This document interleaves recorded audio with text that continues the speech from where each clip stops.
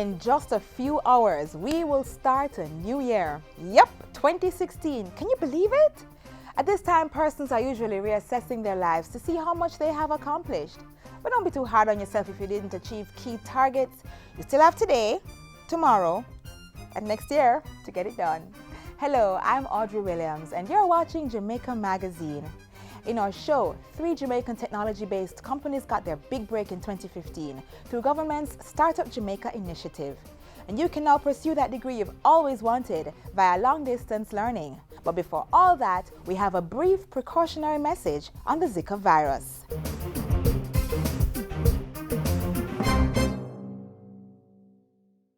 This is the Aedes aegypti mosquito that spreads the Zika, chikungunya, and dengue viruses.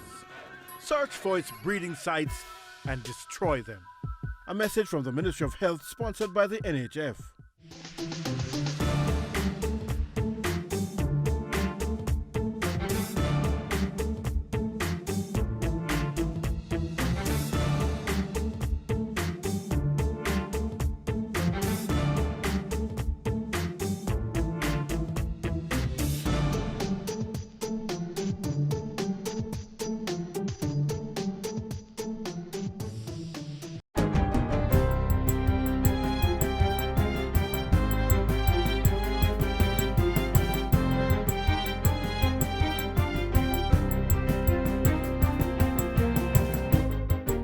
Good day, I'm Carrie Ann Smith, and this is your GIS News for Thursday, December 31. Government is moving to implement several changes to the petroleum sector to safeguard products and protect consumers. Energy Minister Philip Paulwell says the process started about 9 months ago when Cabinet authorized the changes to the Petroleum Act. But considering recent developments, where contaminated E1087 and E1090 gasoline were found at gas stations, the minister says further changes are needed. We are increasing the applicability of the Act to all the 9 now known stakeholders, as opposed to mainly treating with haulage contractors, which is what the current law does. We're going to increase substantially fines and imprisonment for offences generally. We're going to have mandatory inspection of service station at the time of issue of license and at intervals thereafter. The Energy Minister adds that marketing companies will also be required to submit reports on the movement of each tanker truck. We are going to do a complete revision of all the licenses that have been issued and to do a recertification. 17 gas stations in 7 parishes were ordered to close after the Bureau of Standards Jamaica (BSJ) found they were dispensing contaminated fuel. The BSJ has already intensified its probe into the source of contamination. In the meantime, the Energy Minister says checks have revealed that the state-run oil refinery Petrojam is not the source of the contaminated fuel. I have been assured and reassured by the management and the team at Petrojam that their products are wholesome, but of course the Bureau has authority to test everybody, and I would not exempt my children from such. He adds that once it is determined that players in the industry are knowingly or unknowingly involved in placing contaminated fuel on the market, the Energy Ministry will put a stop to it. The Justice Ministry is moving swiftly to resume operations at the Kingston Coroner's Court and the Family Court Attendance Center on Duke Street following a fire at the facility on Wednesday. Permanent Secretary in the Ministry, Carol Palmer, has indicated the way forward. The court must continue to operate, so it's a matter of finding a place and having it furnished, equipped for the purposes of the court. She adds that the ministry has already received possible locations from the Urban Development Corporation and additional options are being explored. Workers at the Coroner's Court and the Attendance Center will be reconstructing their files as soon as possible so that full operations can resume in the shortest possible time. 11 Irish potato farmers in New Pen St. Mary have received assistance from the Agriculture Ministry under the National Irish Potato Expansion Program. 40 hectares of land have also been provided to the beneficiaries, and they, in turn, will foot the bill for labour and other preparatory work. Under the 2015-2016 National Irish Potato Expansion Program, 100 farmers will receive grants totaling $16.5 million. Agriculture Minister Derek Kelly says the aim is for Jamaica to be self-sufficient in Irish potato production. In 2014, farmers were able to supply 90% of the local market. We were on target, ladies and gentlemen, to achieve full sufficiency this year. But unfortunately, the drought has delayed our achievement of that target. But as a matter of fact, in January to June, earlier on this year, the program supplied some 10.4 million kgs of marketable potatoes, or about 69% of the national demand. The 2015-2016 National Irish Potato Expansion Program is being funded at a cost of $911 million. The aim is to use 1,200 hectares of land to produce 15 million kilograms of the crop to meet local demand.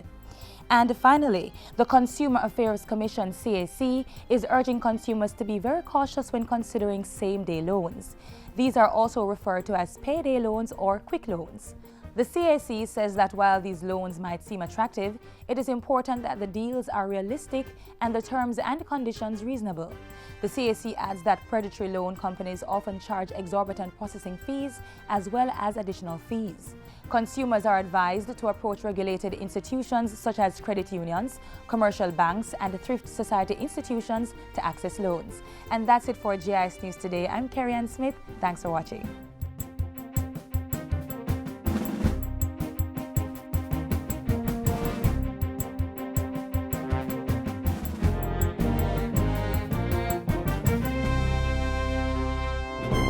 When you're on the road, take your time. When you're on the road, bear this in mind. When you're on the road, you could save a life when you're on the road.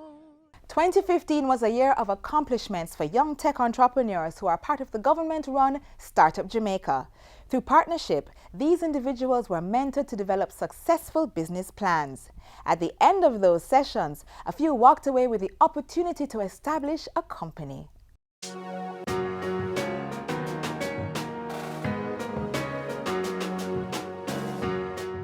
Putting a business plan to paper and seeking equity funding is not that simple for young tech entrepreneurs aspiring to make it big, but government has made that possible. Through Startup Jamaica, app developers representing 60 companies were taken through a vigorous boot camp to test the viability of their products. From there, 10 were selected to go on to an accelerator program to further advance their products for financing, marketing, and business potential locally and overseas.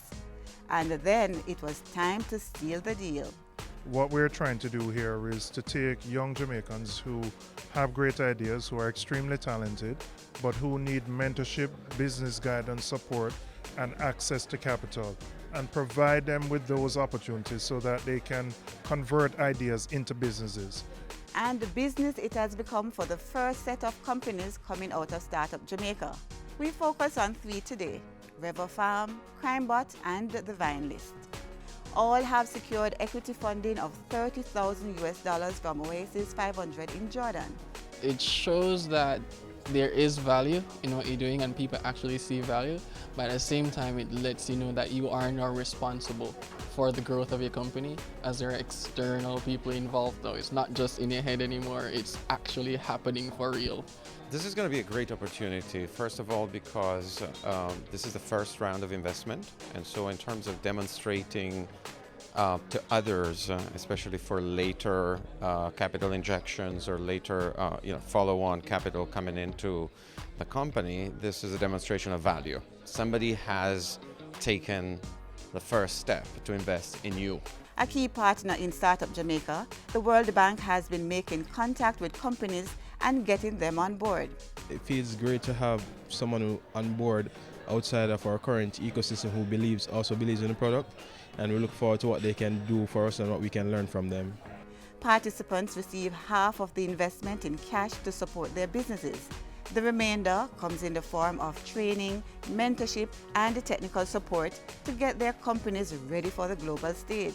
Oasis has a very high success rate where 80% of those who go through their acceleration process get follow-on funding, because they work within the entrepreneurs to refine their ideas so that they are business ready and investment ready.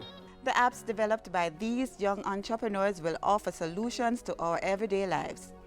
our intent is to eradicate crime or even bring it to its lowest point. And to do so without fear, using the CrimeBot platform to report crime and to remain unidentified. As for farmers, our app will first give them a planting season tool that they'll be able to use. So this tool will be able to look at the weather, the soil type, and the marketability of the crop they're about to plant. And this tool would advise them on that. and if you don't know where to find that particular item you want, don't worry.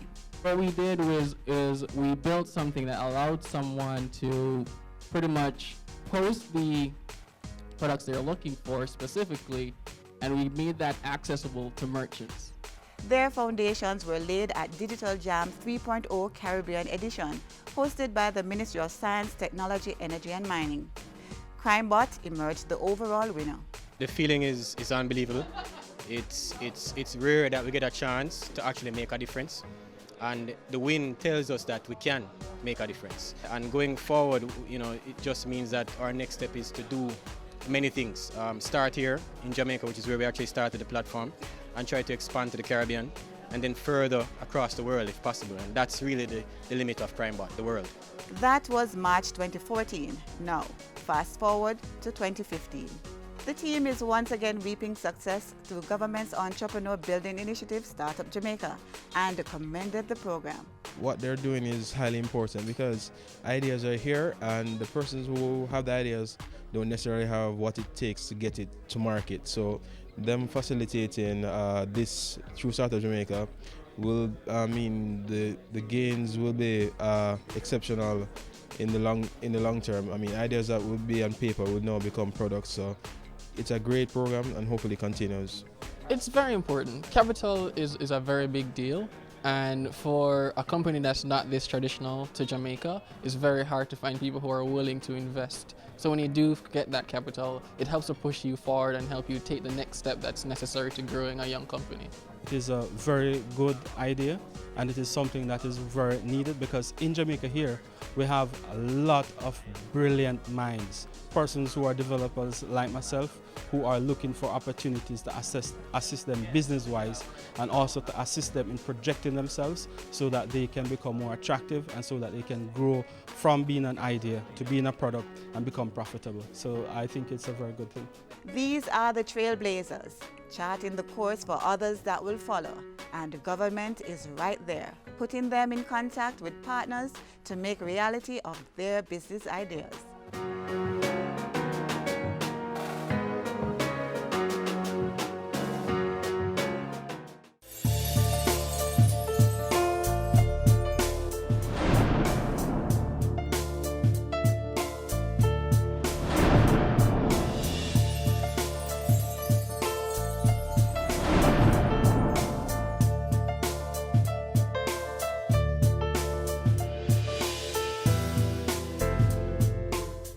Is not being able to attend classes keeping you from pursuing that higher education you always wanted? Why not try long-distance learning? You can access course details online, learn and study at your convenience. Here's how it works. Learning has long outgrown the traditional classroom with its blackboard and chalk. And as new technologies emerge, access to higher learning has increased, and convenience is the name of the game.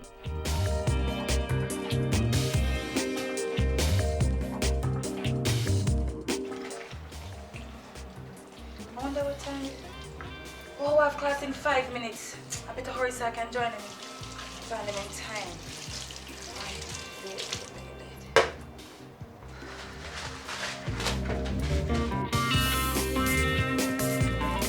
It's a good thing my class is right here at home. All I need is my laptop, internet connection, and I'm good to go. I can even take part in class and access all my lessons online. As simple as that. Technology integration to support education has been improving over the years, from the infant stage to the tertiary level. This has been more evident through what is known as the Open Campus, a more advanced form of distance or e-learning. It offers multimodal teaching and learning services through virtual and physical site locations globally, and all in the comfort of your personal environment. Everything is virtual. You can have your study time whenever time you please, midnight, whatever time. And the lecturers, you can interact with them, whether it be Skype, Illuminate. Through the use of information and communication technology, learning has become more web-based, supplementing the traditional setting for formal instruction. This gives open campuses the capacity to increase networking among campus sites, as well as among students and faculty members within those locations. What we realize is that there is a need in our region to expand access to education, to tertiary education. So what we have done then is to utilize the technology to be able to bring that education to the community and to the people so that they can study from where they are. So instead of them coming to the education, we're bringing the education to them. Working in Kingston, living in Buff Bay, I don't have time for a classroom environment, so the online situation was just perfect. And participating in Web conferencing is another feature of open campuses, and through the use of special software, students and tutors are connected in synchronous sessions using the internet. But those who still opt for a classroom setting can come here. At the UWI, open campus conference rooms are fitted with microphones, so sessions can truly be interactive. Another convenience of the open campus is what is called streaming media. This is where course details in the form of videos are streamed through a computer network. This allows students to view videos or listen to audio anytime, anywhere. El membrete gordo. Our technology platform is based primarily on broadband in our sites, but students who live where they don't have broadband can also download their courses in a reasonable time, even with dial-up. A flexible open source platform called Moodle is used to develop the courses, which are then uploaded. Studying online has been widely adopted in the Caribbean, and for Jamaica, it's a welcomed option. The University of the West Indies has approximately 42 open campus locations across the region. 11 of them are located in Jamaica, and together they serve 16 countries in the English-speaking Caribbean. Such networking significantly reduces traveling costs, making tertiary education more accessible to more people. We know, for instance, that the government is pushing access to the internet and access to computers. And this is going to be a great partnership for us to be able to really raise the level of education access in the rural areas and in more remote areas of Jamaica.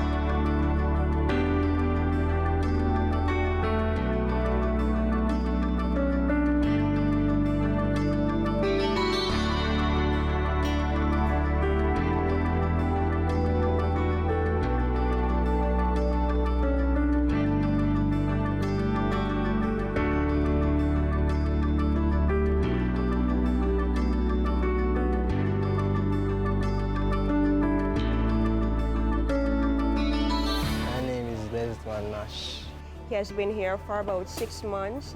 He does general stock maintenance and ordering of the shelves.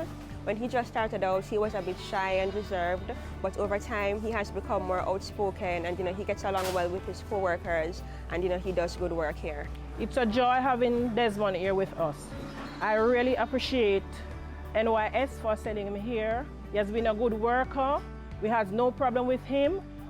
If somebody didn't say it, you didn't even know that he has a disability. Anywhere you sent him to work, he fits in himself, and we are very happy to have him. My name is David Wickenham. I work at J&J Pharmacy on Barney Street.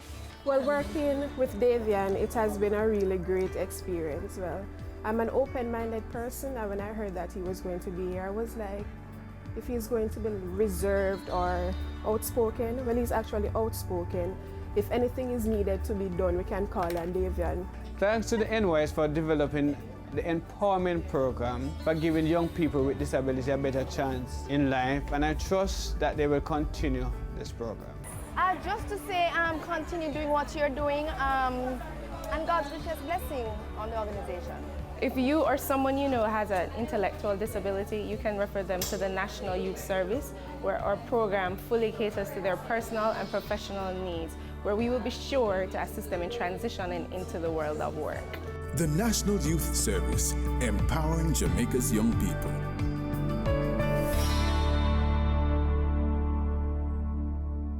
Fatalities from road crashes have exceeded the below 240 target. In fact, it is way over 260. That is a lot of lives lost, a lot of unfulfilled dreams and potential. Please, be mindful as you ring in the new year not to shatter anyone's dream, including yours. Falasha recalls a drastic change in her life because of one reckless driver.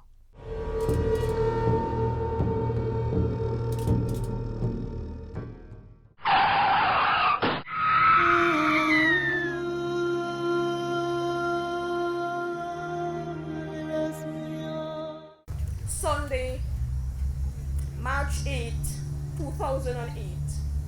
4 years ago, 3 months, 8 days. I was walking along the sidewalk when from the back I was hit by a speeding motorist. The impact tossed me airborne for some 21 feet, and the driver, still having not gained control of the car, ran over me. I was smashed into the asphalt and semi-conscious with a burst head, fractured skull, right broken apart shoulder, broken ribs, partially smashed off and broken left knee, doubly broken right knee smashed apart and broken, numerous wounds, lacerations, and my right leg, which was run over, laid there in a queer angle with large mince and segmented portions of exposed bone. At the time of the crash, Falasha was only 21 years old, a first-degree, first-year university student. She held a full-time job and was very involved in numerous church, sports, and voluntary activities. And without notice, all that changed in an instant. It took less than 10 seconds, and one driver's misjudgment, one driver's decision to speed, one driver's choice to be reckless, one minute selfish act of dangerous driving, and in less than 10 seconds most of my bones were broken, my whole being shattered, my body wrecked, my life radically marred and completely changed forever. Falasha awoke to find herself in hospital, hooked to numerous machines, with tubes and needles invading her body. Her head, hands, and legs were screwed with nails and supported by metal poles. She was crippled by excruciating pain, and no amount of painkillers seemed to give any relief. It was at that point that she wished she had died. Since then, she has undergone 15 major surgeries to bring her body to a point of rehabilitation, including the amputation of her right leg. For the last 4 years, instead of like my peers pursuing educational, social, and economic dreams and goals, I have had to fight and struggle to find recovery, where my dreams have been forcibly pushed on a ledge so far from my reach. Because of one driver's choice not to observe road safety, I'm unable to cross the streets or be around moving cars for any amount of time without being overwhelmed by the sense that I'm about to be hit down. I am afflicted with insomnia, panic, and anxiety attacks, and I'm daily haunted by graphic flashbacks of this accident in my waking hours, and in the little sleep I get, nightmares. And the pain continues. One driver's choice to disobey road rules has cost Falasha the loss of family and friends who have found it difficult to come to terms with the sudden transformation of her life. And there's more. I have lost relationships and suffered devastating heartbreaks because these guys could not and eventually refused to deal with or see beyond the destruction of my being. and thus walked away. After the accident, I had to drop out of university, and to date, I have not been able to resume. If it had not been for one driver's choice to be reckless on our roads, Falasha would have graduated in July 2012. And instead of having a student loan debt, she has incurred hospital expenses of more than $5 million and growing, and has to find over $30,000 monthly for medication, crippling her personal savings and dashing her hopes of finding employment. Because of one driver's choice to not observe road safety, whenever I apply for a job, my visual damages are what are seen, and my credits, qualifications takes back page. And they create an endless list of cans and render me disabled and incapable without a chance, making it manifold times harder in a job market that is already very overpopulated. Time won't allow me to even begin to list and dissect for you the countless ways in which this accident has affected my life and continues to wreak havoc in my body. Just imagine with me for 1 minute. You're in constant, horrendous pain, moving around on one leg that has a broken knee, using an arm with a broken shoulder that is protruding through the skin, that your leg has been amputated in a society that removed the disc from disability and placed on there, thus rendering the disabled unable. Where every single day, everywhere you go, people stare at you like you just fell from Mars. Where hardly anyone sees or treats you as a wholesome person with wholesome brain, emotions, and feelings. And when persons look at you, they no longer see you, but see an amputation, and thus look at you and make comments laced with pity, smirks, condemnation, mockery, and for some, even scorn. That you are no longer looked at as a rightful contributing member of society, but as a liability who is barely tolerated. There are no words to adequately express to you all that one driver's disregard for road safety has done and continues to do with my life. I stand here today only because of the grace and goodness of God. And I am begging you, please do not be the next driver to disregard road safety and shatter another person's life. Don't be the next driver to, through irresponsible and dangerous driving, choose to destroy another life.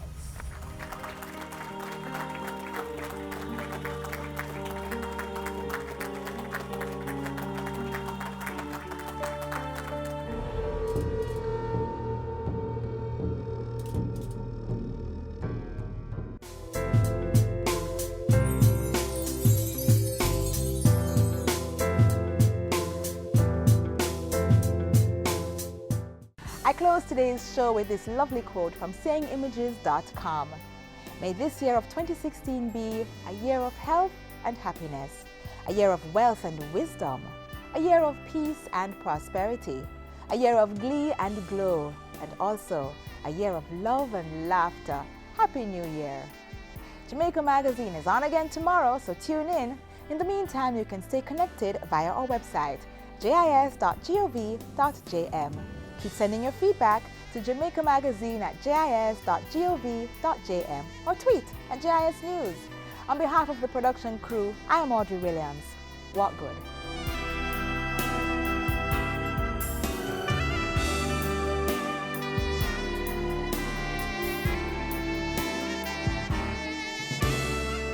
This has been a production of the Jamaica Information Service, the voice of Jamaica.